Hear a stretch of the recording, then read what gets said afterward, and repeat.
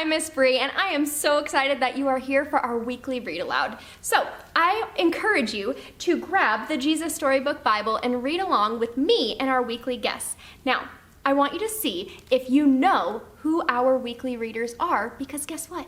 They go to our church. So grab your book and let's dive right in. Hi, my name is Jen, and today we're going to read from the Jesus Storybook Bible. Today we're going to read the story, A Little Servant Girl and the Proud General.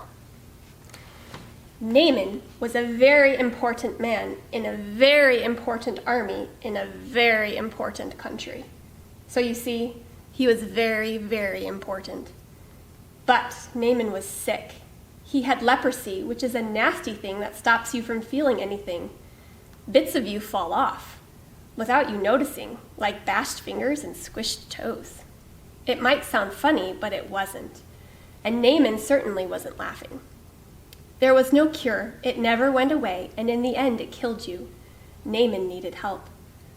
Now, there was a little slave girl who worked for Naaman, and she knew someone who could come and help him. But there was a problem. Naaman was her enemy. Not long before, Naaman had led an army raid on her home in Israel. He had killed her whole family, carried her off to Syria, and made her into a slave. Every night she cried herself to sleep. She had lost everything. Why would she, of all people, want to help Naaman? Didn't she hate him and want to hurt him back? Didn't she want to make him pay for the wrong he had done?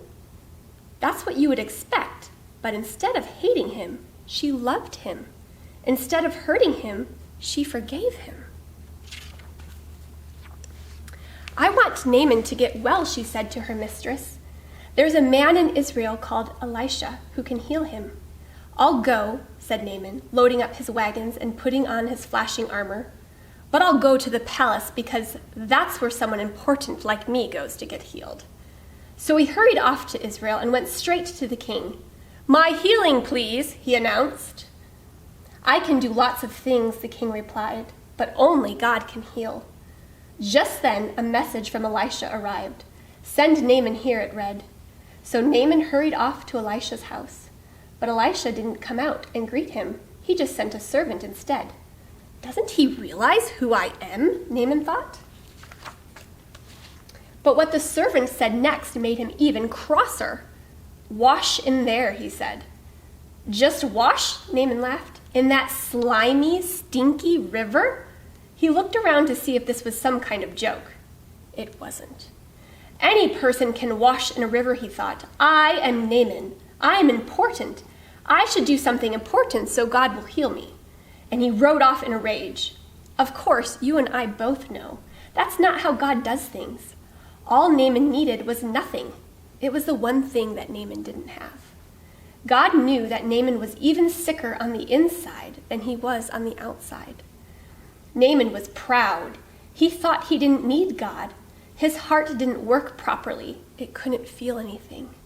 You see, Naaman had leprosy of his heart.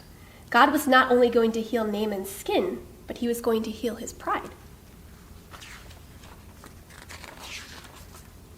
Naaman finally agreed to wash in the river, and instantly his skin became smooth like a baby.